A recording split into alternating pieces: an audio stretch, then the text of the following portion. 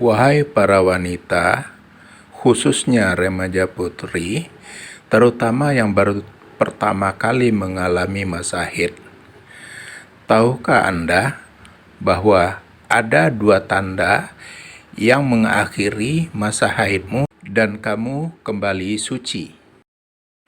Berikut ini adalah suara kajian Ustadz Ami Nurbaits. Terima kasih. Beberapa wanita datang kepada Aisyah radhiyallahu anha dan mereka membawa semacam keranjang yang di situ ada kapas, dan di kapas itu ada bekas darah haid, mungkin darah haid yang merahnya agak muda. Lalu mereka bertanya, apakah kalau sudah seperti ini kami sudah suci? Maka Aisyah radhiyallahu anha mengatakan, la ta'jalna hatta tarainal qassatal bayda. Kalian jangan buru-buru sampai kalian melihat al-qassah al-bayda. Apa makna al-qassah al-bayda? Ada dua makna untuk al-qassah bayda. Makna yang pertama, qassah bayda artinya adalah cairan bening yang keluar di penghujung haid.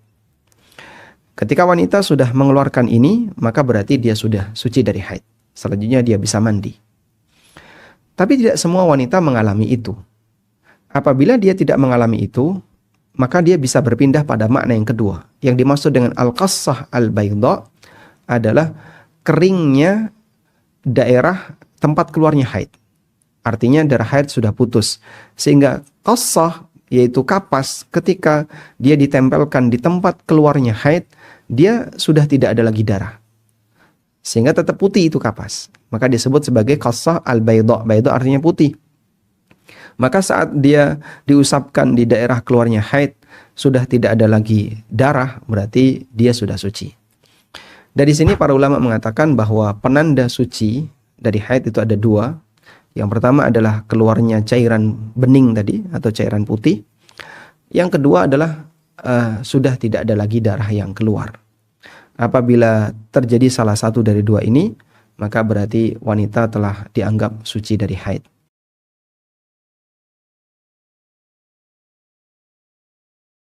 Ada kalanya wanita mengeluarkan cairan keruh atau kekuningan dari vaginanya.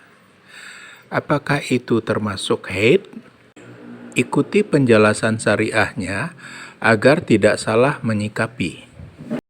Ada yang bertanya, ketika sebelum haid wanita mengeluarkan cairan keruh atau kekuningan, apakah itu masuk kategori haid?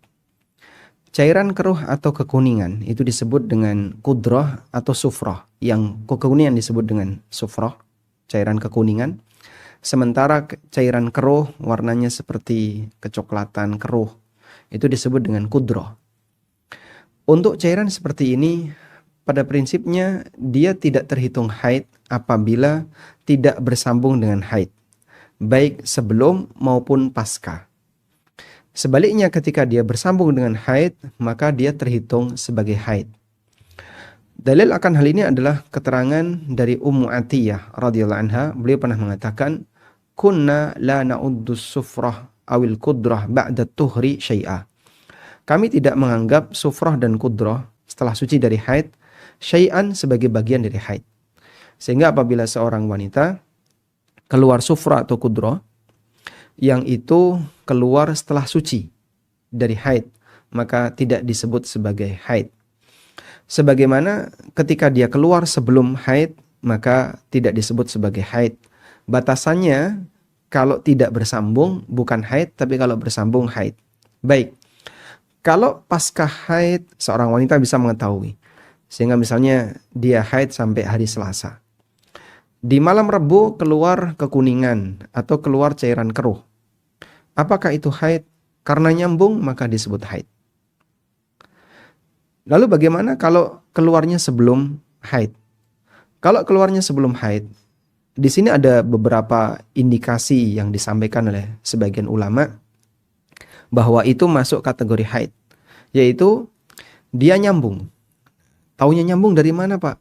Kan baru saja keluar sufra atau kudrah. Kita tidak tahu apakah nanti akan keluar dari haid atau tidak. Baik. Karena kita nggak tahu, maka gunakan acuan yang kedua.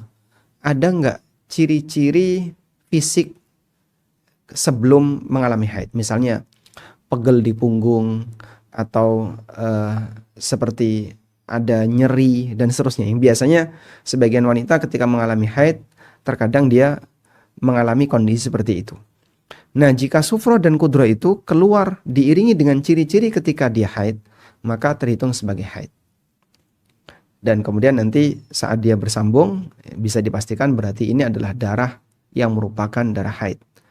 Sehingga apabila sufrah dan kudroh itu keluar sebelum haid, dalam rentang waktu haid atau diiringi dengan ciri-ciri haid, seperti nyeri, kemudian pegel di bagian pinggang dan seterusnya, maka sejak keluar sufrah dan kudroh, Anda sudah tidak boleh sholat sebagaimana status wanita yang sedang haid. Demikian yang difatwakan oleh Ibnu Utsaimin rahimahullah dalam salah satu keterangan beliau. Sementara kalau Syekh bin Baz rahimahullah memfatwakan yang penting pokoknya bersambung, maka sufrah dan kudroh, cairan kekuningan dan cairan keruh terhitung sebagai haid.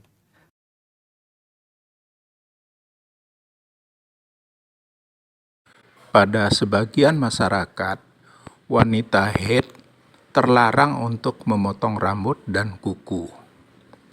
Namun sebetulnya, adakah syariat yang mendukung kebiasaan tersebut? Berikut adalah kajian dari Ustadz Aminur Baits. Terima kasih. Bolehkah seorang wanita yang sedang haid potong kuku atau potong rambut? Dan apakah ketika potong kuku dan potong rambut harus dia simpen itu kuku, itu rambut, kemudian nanti saat dia mandi haid harus ikut dimandikan? Ada sebagian orang yang punya pemahaman bahwa wanita haid dilarang untuk potong kuku atau potong rambut karena dia dalam kondisi hadas besar, sehingga sampai ketika ada rambut yang rontok dia harus berusaha untuk menyimpannya, dan saat dia mandi dia harus mandikan itu rambut.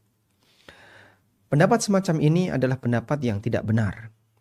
Karena yang pertama, kita tidak menjumpai dalil adanya larangan bagi wanita haid untuk potong kuku, potong rambut. Sementara Nabi SAW menjelaskan apa saja yang dilarang bagi wanita yang sedang haid. Seperti misalnya nggak boleh sholat, nggak boleh puasa. Sebagaimana yang pernah ditanyakan oleh seseorang kepada Aisyah radhiyallahu anha. Seorang wanita mengatakan kepada Aisyah, "Fama balu nisfatin tahid, la tusalli wa la tasum, wa taqdis saum wa la taqdis salah." Kenapa wanita yang sedang haid? Dia tidak boleh sholat, tidak boleh puasa, tapi dia mengqadha puasa dan tidak mengqadha sholat. Maka Aisyah bertanya kepada wanita ini, "Aharuriyatun anti?" Apakah kamu wanita khawarij? Karena khawarij punya pemahaman bahwa wanita haid nanti qadha sholat, sebagaimana dia wajib qadha puasa. Sementara fikih kaum muslimin tidak mengajarkan seperti itu. Kemudian Aisyah mengatakan, "Kunna nu'maru biqadha'is siyam wa la nu'maru biqadha'is shalah." Kami dulu mengalami haid dan kami diperintahkan untuk mengqadha puasa, tapi kami tidak diperintahkan untuk mengqadha salat. Sehingga di sini ada penjelasan apa yang dilarang bagi wanita haid. Termasuk juga misalnya larangan untuk melaksanakan tawaf di Ka'bah. Wanita haid tidak boleh untuk tawaf di Ka'bah, sebagaimana kejadian yang pernah dialami oleh Aisyah radhiyallahu anha, di mana beliau berhaji bersama Nabi SAW, lalu beliau mengalami haid dan beliau dilarang untuk tawaf di Ka'bah. Nabi SAW mengatakan, "If'alu kama yaf'alul hajj, ghaira an tatufi fil baitil atiq." Silahkan kamu lakukan sebagaimana dilakukan oleh para jamaah haji selain tawaf di Ka'bah. Hadis ini muttafaqun alaih, riwayat Bukhari Muslim. Dan masih banyak larangan yang lain, termasuk larangan hubungan badan, dijelaskan oleh Nabi SAW. Bagi wanita yang sedang haid dilarang untuk melakukan hubungan badan. Dan Allah juga tegaskan dalam Al-Quran, "Fa'tazilun nisa'a fil mahid," jauhilah wanita di tempat keluarnya darah haid. Ini semuanya menunjukkan bahwa ada rincian dari syariat terkait apa saja yang dilarang bagi wanita yang sedang haid. Dan kita tidak menjumpai adanya dalil wanita haid dilarang untuk potong kuku atau potong rambut, atau ketika ada rambut rontok harus disimpan kemudian nanti akan dimandikan bersama saat dia mandi haid. Bahkan terdapat riwayat yang sahih, riwayat Bukhari Muslim, bahwa saat Aisyah radhiyallahu anha mengalami haid di daerah Sarif pada waktu beliau haji bersama Nabi SAW, kemudian singgah di Sarif, lalu beliau mengalami haid. Aisyah menangis waktu itu. Kemudian Nabi SAW mengunjungi beliau, menemui beliau sambil mengatakan, "Ana fisti, apakah kamu haid?" Jawab Aisyah, "Nah, iya." Lalu Nabi SAW mengatakan kepada Aisyah, "Da'i umrataki, wanqadi ra'saki, wamtashiti." Kamu tinggalkan umrahmu, kemudian lepaskan gelungan rambutmu, wamtashiti, dan silahkan kamu menyisir. Di mana Nabi SAW mengizinkan kepada Aisyah untuk menyisir rambutnya. Dan namanya wanita menyisir rambut, umumnya ada bagian rambut yang rontok. Entah satu, entah dua. Yang jelas, kemungkinan besar akan ada bagian rambut yang rontok. Sehingga andaikan di situ ada syariat, aturan bahwasanya rambut rontok harus disimpan, maka Nabi SAW akan menjelaskan kepada Aisyah, waspada untuk rambut rontok, kamu simpan, jangan sampai kececer. Lalu nanti saat kamu mandi, maka rambut rontok ini harus dimandikan. Tapi Nabi SAW tidak menyampaikan seperti itu. Beliau hanya mengatakan kepada Aisyah, "Wamtashiti, silahkan kamu menyisir rambutmu." Yang ini menunjukkan bahwasanya wanita haid diperbolehkan untuk potong rambut, potong kuku, dan yang lainnya. Dan tidak ada aturan bahwasanya selesai potong rambut dan potong kuku harus disimpan kemudian nanti dimandikan. Karena Nabi SAW nggak ngasih aturan itu. Maka jangan tambahkan aturan yang memberatkan bagi para wanita selagi itu tidak ada aturan dari Nabi SAW. Terima kasih sudah menonton konten dakwah di channel ini. Jika ada pendapat atau gagasan, silahkan ditulis di kolom komentar di bawah. Terima kasih.